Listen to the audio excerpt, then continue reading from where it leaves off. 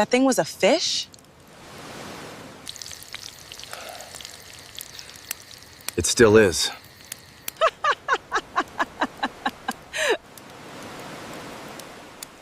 That fish has accepted its fate. I supervised world-class chefs. Supervising and cooking are not the same thing. I built companies. You burned breakfast. I led thousands. Assassinated lunch. It provided protein. Provided trauma. Night Kang folded his arms. You enjoy disrespecting me. You're hungry. That one landed because she was right. He was hungry and embarrassed. Amara reached for the burnt fish. It slipped straight into the sand. Both froze. Silence. No, Night Kang closed his eyes.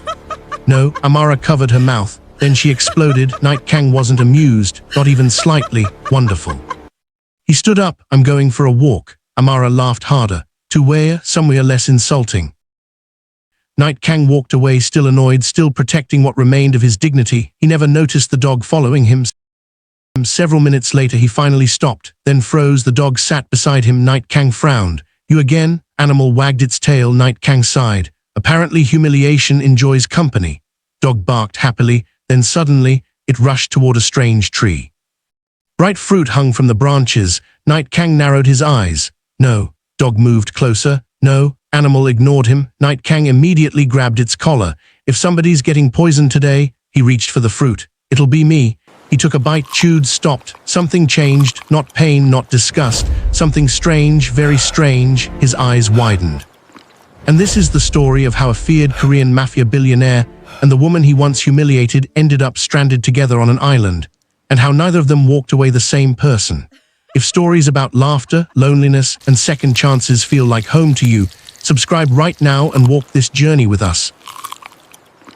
3 days before the fruit, 3 days before any of this, Night Kang had wished never to see Amara again. Amara had wished exactly the same thing. Unfortunately, the ocean had ignored both of them. The former billionaire still gave orders. Amara still ignored them. Every conversation ended the same way, with irritation. Move the firewood. Why? Because you ordered me, I asked. You commanded. Night Kang rubbed his forehead. Everything becomes an argument with you, he stared. You enjoy this immensely. The leaking shelter didn't help, neither did the rain or the mosquitoes. Or the fact that Night Kang couldn't identify edible plants to save his life. One afternoon, he proudly returned carrying mushrooms. Amara nearly screamed. Throw those away? Night Kang frowned. They look harmless. So do crocodiles when they're sleeping. He reluctantly threw them away. She didn't wait. Welcome. Nobody thanked you. Exactly. Another argument, another miserable evening, another storm. Water dripped directly onto Night Kang's face. He sat up, moved, drip again, moved, drip again. Amara opened one eye, then another, then burst out laughing. Night Kang glared. This isn't funny. Absolutely is. You are enjoying my suffering. Immensely, morning arrived, and with it another disaster. Their shelter collapsed. Neither spoke, neither moved, then both looked upward at the sky, at the broken branches, at the mess. Amara sighed. We need something better. Night Kang nodded. Finally agreement, until she added, and don't suggest another 5-star kitchen. Night Kang frowned. Possess excellent taste. You cremated breakfast. It was one fish. It was a crime. Night Kang stood. Enough. He pointed toward the beach. We salvage. Amara folded her arms. We, unfortunately, she sighed, unfortunately. Hours later, both froze, half buried in the sand. Sat something impossible, an abandoned private jet. Amara blinked. No, Night Kang blinked too, then his eyes changed. For the first time since the shipwreck, something awakened inside him, not arrogance, not pride, purpose. He walked forward slowly. Touched the metal, examined the damage, and smiled, not with happiness. Amara recognized that expression immediately. Kang looked at her, then at the aircraft, then back at her. We're not sleeping under trees anymore. Amara stared.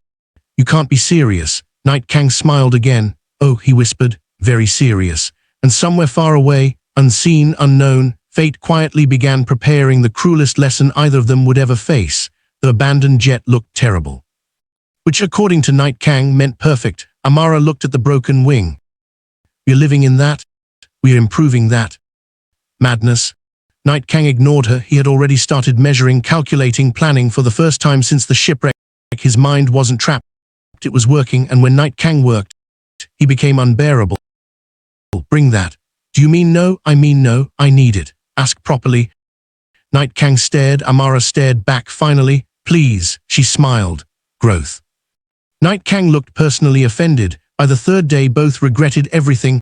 Nothing cooperated, rain ruined their work, tools broke, tempers exploded, and Night Kang's instructions became worse. Hand me the wire. Wire, the wire, there are 12 wires. Useful one. Amara dropped everything. Excellent. What's wrong now? Surrounded by genius. Night Kang sighed deeply. I miss employees. I don't. Bruno barked. Night Kang pointed. Stay out of this. Bruno barked again, louder. Exactly. Dog stole a screwdriver. Night Kang chased him. Bruno ran. Amara laughed. The screwdriver disappeared, and so did Night Kang's dignity. 3 hours later, Bruno proudly returned with the screwdriver. Night Kang narrowed his eyes. Repeat offender. Bruno wagged his tail shamelessly. That night rain poured. Amara barely slept. Neither did Night Kang. Morning arrived grey and heavy. Both looked terrible. Amara blinked slowly. You look awful. Night Kang nodded once. 2. They stared at each other, then quickly looked away. Neither intended it, but neither wanted the other. Worrying. Work resumed. Days became weeks, and slowly, the impossible started happening. The jet changed. Rain collectors, storage space, sleeping areas, a door, shelter, hope. Finally, Night Kang stepped aside proudly. There, Amara entered, examined everything, touched the walls, looked around carefully. Night Kang waited. Silence. Finally, the roof leaks less. Then she walked away. Night Kang blinked. That's all. Bruno barked. Night Kang pointed. Both ungrateful. Bruno barked louder, especially you. But something strange happened that same evening. Night Kang couldn't stop checking the roof, not because of pride, because Amara slept there. And because Bruno slept there too, which irritated him. Naturally, one morning Amara woke up and froze. Bruno was sleeping beside her, and Night Kang was sleeping beside Bruno. She smiled, then immediately stopped smiling. Ridiculous, completely ridiculous. Then the smoke appeared. Both jumped up instantly. Hope. At last, Night Kang climbed rocks. Amara climbed behind him. Nothing. The smoke disappeared. Not rescue, not civilization. Nothing. Amara quietly sat down. Disappointment hurt differently out here. Night Kang sat nearby. Neither spoke for a long time. Finally, he handed her half his fish. She frowned. You caught this. Share. Since when? He shrugged. Dislike eating alone. Amara looked away. Strange man. Strange woman. Bruno barked. Strange dog. That evening, Night Kang began building again. Amara groaned. No. What now? A signal tower. For rescue. For options. Amara smiled slowly. Still giving orders. Still refusing them? Absolutely. Good. Neither understood why the rhythm felt comfortable, but it did, and comfortable felt dangerous, because comfortable felt like staying. Then one afternoon, Bruno disappeared. Amara panicked immediately. Bruno, nothing. Night Kang grabbed a spear without a word. Neither said why they were both running. Neither needed to. They searched for hours. Branches, silence, Mori branches. Finally, whimpering Bruno, trapped beneath fallen branches. Amara rushed forward. Night Kang grabbed her arm hard. Snake. She froze, hidden beside the branches, watching, waiting. Night Kang picked up a stick slowly. Stay back. Night Kang, stay back. Snake struck. He moved again, then finally, gone. Bruno ran free straight into Night Kang. The dog refused to leave him afterward, following everywhere, fishing, repairing, even sleeping. Night Kang pretended to hate it poorly. One evening, Amara caught him. You made him a bed. You absolutely made him a bed. No evidence. You fixed his bowl too. Propaganda. Amara almost laughed, almost instead. Thank you. Night Kang froze, very uncomfortable. Do that. Do what? That? What? Gratitude. Amara blinked. Allergic, possibly. She shook her head slowly. Strange man. That night, while Bruno chased crabs and lost spectacularly, Amara remembered her grandmother, the old woman who raised her, who taught her herbs, who taught her patience, who whispered that lonely people hide most fiercely behind anger. She smiled quietly. Night Kang noticed immediately. What? Nothing. You smiled. Rarely smile without insulting me. Try harder. He nodded seriously. Much better. Weeks later, the signal tower stood proudly, almost complete. Their impossible dream, their reason to wake up every morning, their proof that hope still existed beyond these trees, beyond this sand, beyond everything this island had taken from them. Neither talked about rescue anymore, neither talked about leaving, and perhaps that was exactly why fate finally decided to interfere. Early the next morning, Bruno ran into the forest. Night Kang followed. Slow down. Bruno barked excitedly, then stopped. The strange fruit, the same tree, the same bright branches. Bruno moved closer. Night Kang's eyes widened. No. Dog whined desperately. Night Kang knelt beside him. No, Bruno moved again. Night Kang immediately grabbed him. If somebody's getting poisoned today, he reached for the fruit. It'll be me, Bruno barked anxiously. Night Kang smiled softly at the dog, then took a bite. Chewed, paused, something changed. Not pain, not disgust, something wrong, something pulling. His vision blurred at the edges. He reached for the tree mist and back at the jet, completely unaware. Amara smiled while preparing breakfast, humming softly, not knowing that before sunset, everything she had learned to live beside, everything she had quietly learned to trust, was about to collapse.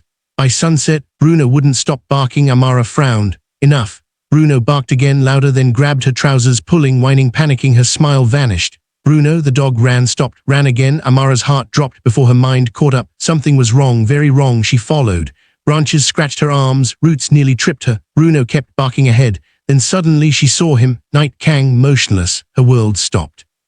No, she dropped beside him. Night Kang. Nothing. His skin looked pale. His breathing came in shallow waves. His lips had turned blue. Bruno whimpered, licking his hand, pushing him, begging him back. Amara shook him hard. Night Kang. Nothing. Fear gripped her completely, not because he built the jet, not because he built the signal tower, not because survival would become harder without him, because somewhere between the arguments, the insults, the burnt fish, and the ridiculous dog they somehow both loved.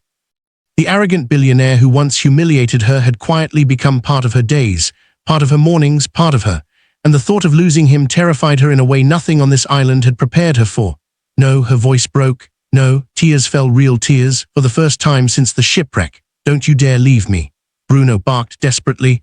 Then memory struck like lightning, her grandmother, the herbs, the old stories told over firelight. The beach behind the house where certain plants grew low and wild. Amara stood up and ran. She fell, got up without stopping, ran again, searching, praying with every breath, please, please, please. Finally, the plant, leaves broad and dark, exactly as her grandmother described. She almost cried right there. Hours later, she returned, exhausted, terrified. Bruno hadn't moved. Still beside Night Kang, still waiting, still refusing to leave the man who once grabbed a stick so a snake couldn't touch them. Together they fought, leaves crushed over fire, medicine pressed carefully, hope offered in silence.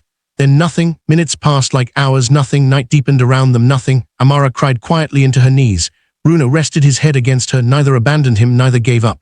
Then just before sunrise, a finger moved. Bruno exploded, barking, jumping, spinning. Night Kang's eyes opened slowly, confused, weak. Alive, Amara burst into tears, then immediately stood up, turning away. Me move before you slap me again for saving your ungrateful life.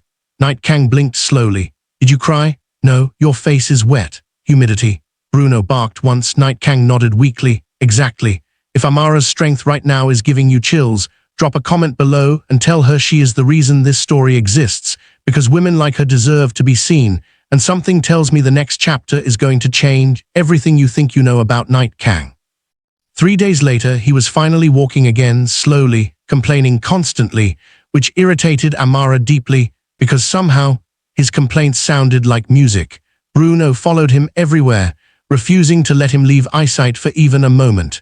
One evening, watching the sunset stretch gold across the water, Night Kang spoke quietly. I had a friend. Amara looked over. The words surprised her. Night Kang never opened doors and he never opened wounds. I trusted him. Her voice dropped low. Mother, myself. What Herpanu has sold me. Amara stayed silent. I was the son of my father's driver. Night Kang smiled sadly at the horizon. We grew up together. I called him brother. Bruno quietly rested his head on his lap. Night Kang stroked the dog without thinking. I gave him everything.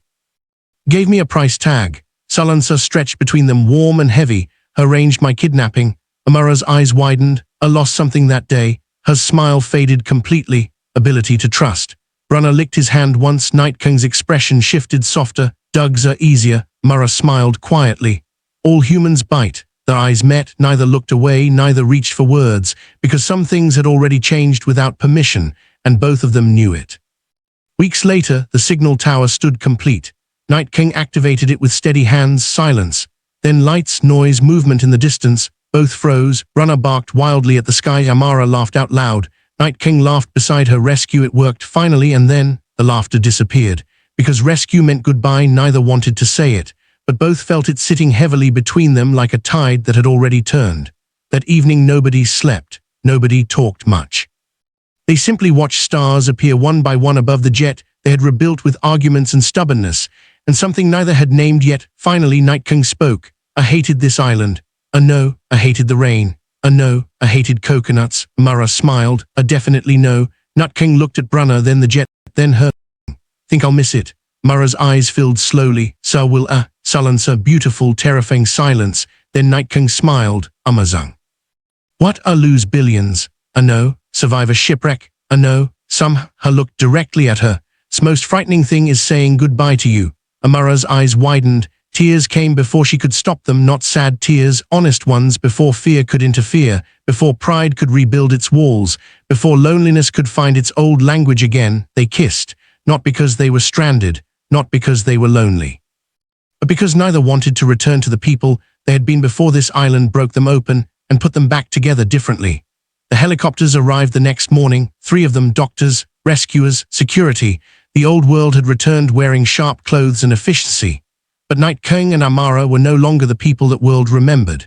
Because somewhere on this island, the billionaire who trusted nobody had learned that money could purchase loyalty, but never once purchase companionship. And the woman who needed nobody had discovered that strength was never about carrying everything alone. As rescuers prepared departure, Bruno walked toward Amara, then stopped. He looked at Night Kang, then back at Amara, then ran deliberately to Night Kang. Amara laughed. Trutter, Bruno barked proudly, then suddenly he ran back and dropped an old worn shoe at Night Kang's feet, the same shoe from the very first day. Everyone laughed until it hurt. Night Kang shook his head slowly. Rupert offender. Bruno barked once more. As they prepared to separate, Night Kang cleared his throat quietly. Someone should check on him. Amara raised an eyebrow. Doug, of course. She smiled wide, naturally, because both understood perfectly he was not talking about Bruno. And if you have stayed this far, if Amara has made a home somewhere in your chest, subscribe and stay with us, because the next journey we take together is going to ask even more of you than this one did. Because in the end, the greatest treasure they found on that island wasn't rescue, it wasn't survival, it wasn't even each other. It was the discovery that people who have been broken the hardest sometimes become the safest place for someone else to land.